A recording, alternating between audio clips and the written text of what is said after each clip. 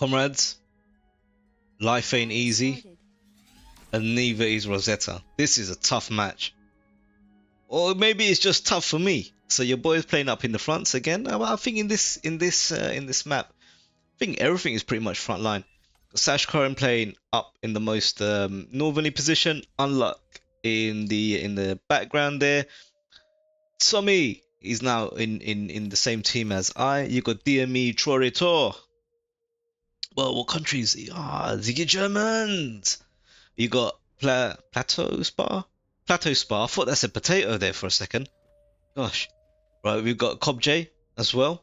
So yeah, some familiar faces. And you got my man, Ape. Or Clan Ape. The Ape. The Dog1IsOpen, son. And he's making his way straight for that lovely, juicy 10 metal spot. So, Ape, maybe this is the game that's gonna make you famous, man. Yo, let me take a. Nah, turn around. Hiding your pretty face for. Yo, I wanna hide your pretty face. Yeah, there we go. Gonna try and make you famous. We'll give it a shot. We'll see how we get to with all of that. Okay. So, I have seen this map on many a YouTube video before, right? And usually what you find is people go mad for whoever's playing in this position here, and it's because of this 10 metal spot, right? And it's susceptible to bombing runs and everything because there's nothing like protecting it. When you think about it, enemies can come up this way, this way, this way. It's very difficult to defend. So you're kind of, you know, you're relying on your squad mates a fair bit to protect that spot as well. But then you got to ask yourself, right? When the rest of like these metal spots, look at these are 3.0s as well, yeah. How much resources do you want to spend protecting that one 10 metal spot when you've got other really good ones as well? We've got the blue team air player playing down here. You've got Durza as well. He's been in a few games with us already. MacDoodle up in the clubs still here. Oh, where's he looking to go? All right, interesting. So this is gonna be his play. Now I started sending some units up, and it was good because it let us know that okay, the enemy team, Mr. Clubs, he's sending some 6, trying to get the early harassment in there, and looks like we're doing the same. The dog is out.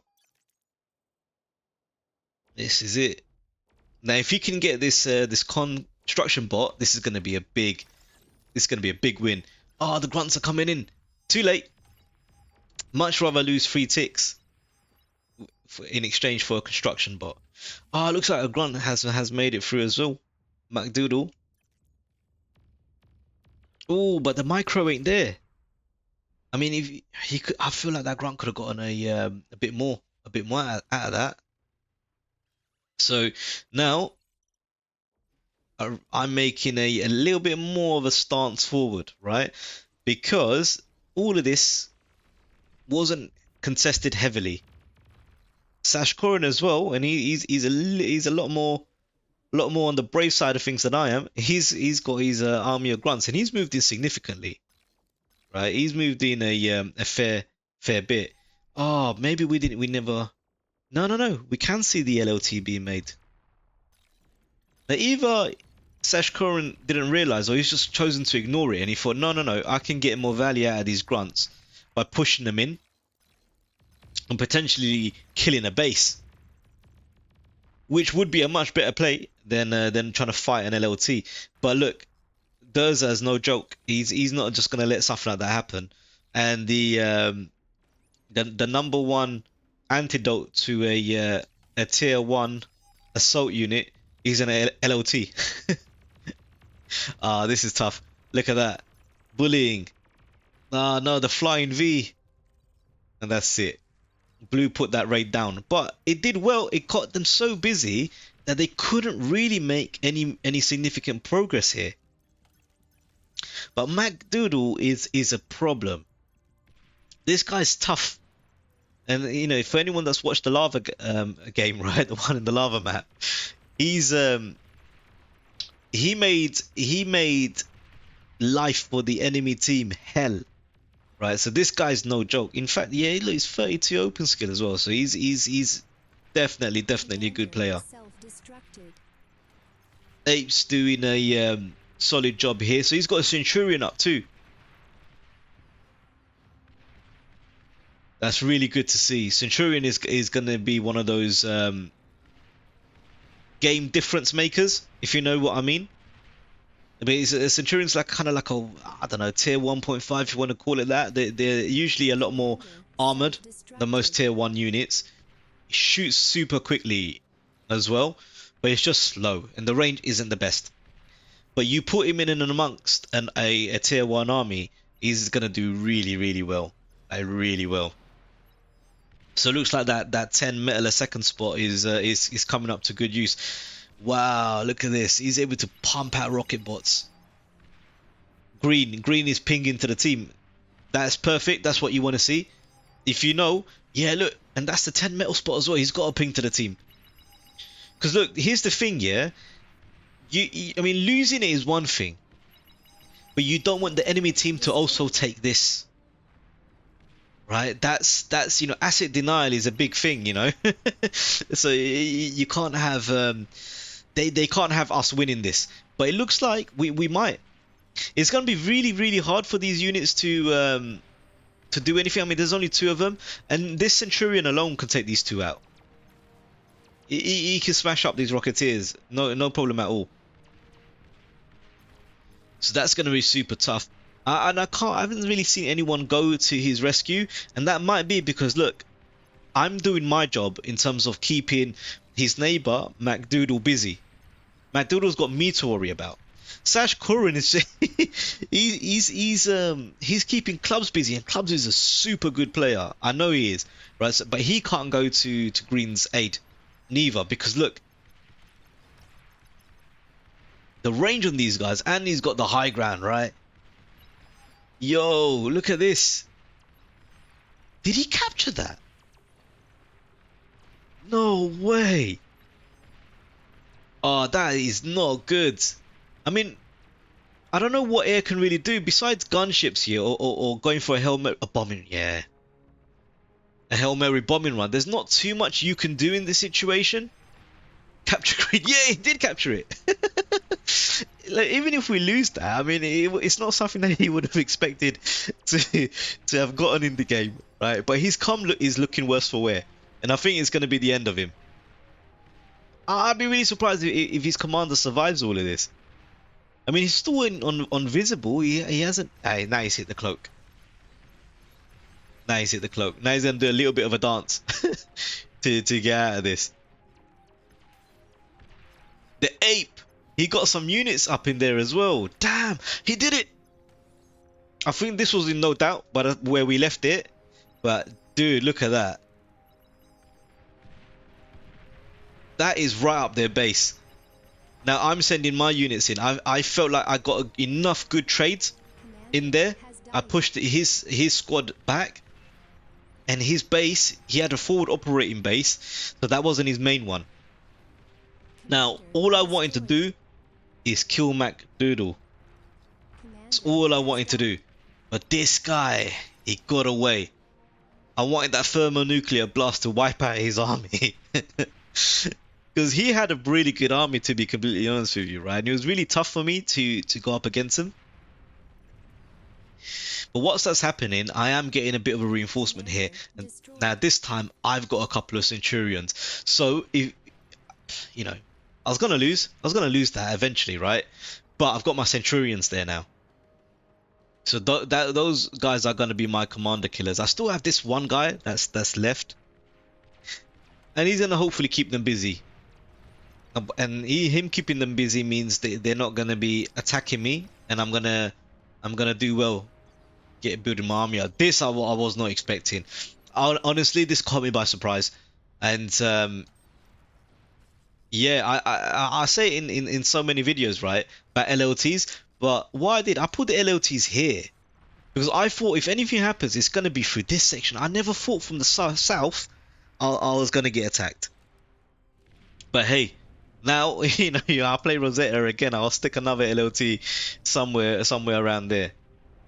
But they could have potentially have killed my base, but hey, they didn't.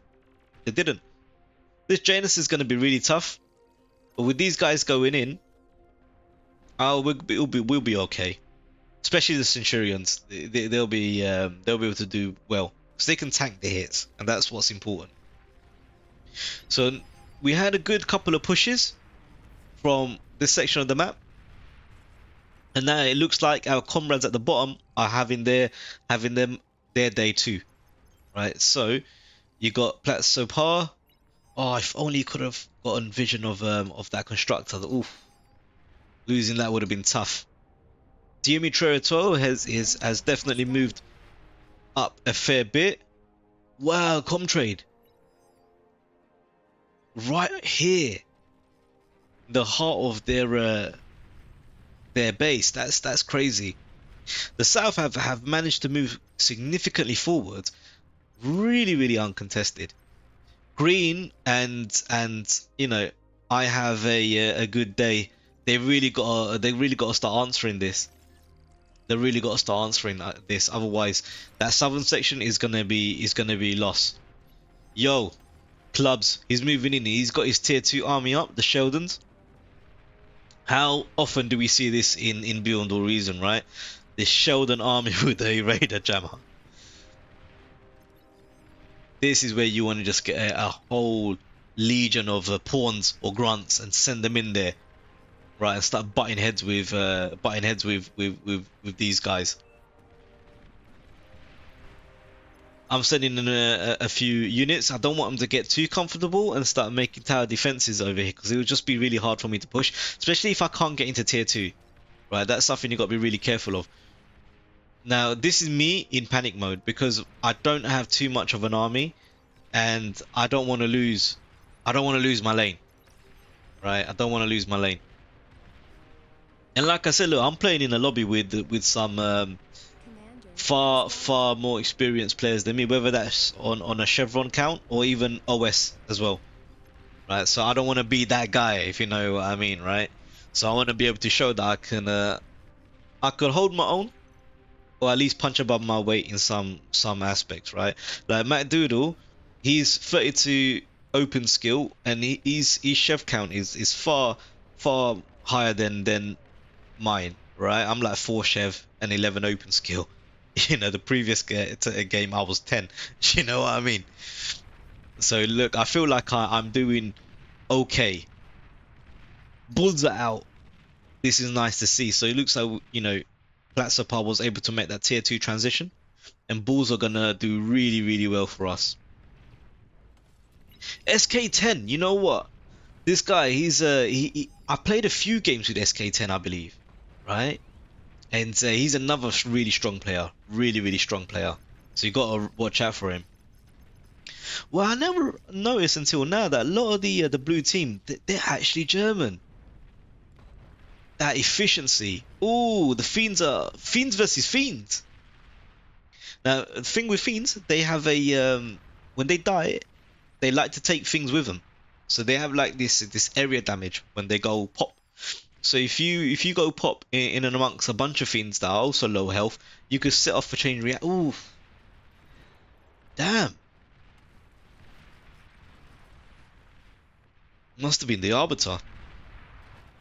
But look, Sash Korin going into tier 2 is going to be a big thing for us. Yo, ticks. So fast. This is going to be a big thing for us, him getting into tier 2. And I really need that because I'm not doing so hot. So far, I've not allowed him to break through from this mid section, right? But I feel like it's a matter of time because he's doing really well. And he's coming off better in the trades. It's just, I think maybe if he was a little bit more aggressive in some aspects, Or perhaps he was just sending the troops back to try and deal with this scuttle. What's a scuttle? Advanced amphibious crawling bomb. Ooh. And that's from the dog. Look how he's doing all of this. Look, he's he's cloakable as well. So this is a Cortex unit, yeah, okay. Alright. I don't think I've ever seen a scuttle before. Good to know that the Cortex has something like that. The Sholdens are going to do really well against the Sumo. Mammoth would be a different story, but against the Sumo they're going to do really well. It looks like Soterio. I don't think I commented too much on their play in the game, but I suppose yeah, I think he was the victim of the capture. He was victim of the theft that happened earlier. But it looks like he's going into tier 2, so that's going to be tough. Yo, Ape is a menace. Ape is an absolute menace. What can he see? Yeah, so he's so. Oh no, that's not right. That's not right. What can he see? But he knows the geothermal spot, so as long as he can get, you know, the bomb in there, right? He's gonna do well. Now he's 4-legged, not 6, so he's not all terrain. Oh, is he gonna get? Is he gonna get it? Is he gonna get it? Yo! That is so bad. That's insane. I never noticed that in the actual game. And look, there's this person's no joke. He's gone into tier 3. Tier 3 in 16 minutes. 16 minutes, but look, that's because he had the advanced geo, right? He ain't got that anymore. And his energy is taking a significant hit. Yo, big up the dog.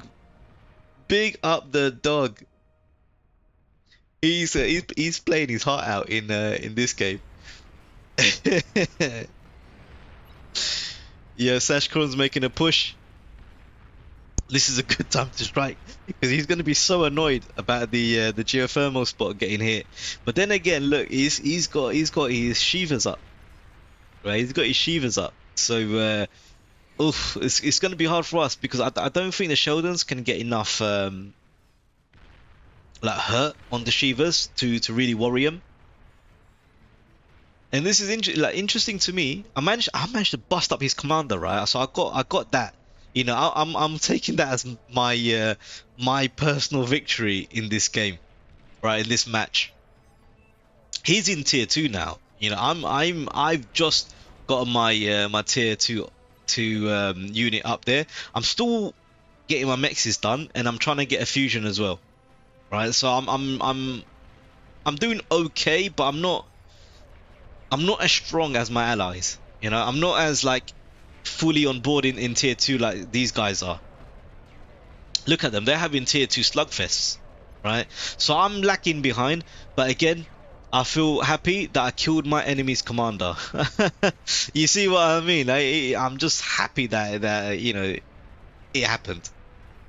You know, and I missed the death, so it might have been help from squad mates that finally, you know, enabled me to or enabled us to finally put him to bed.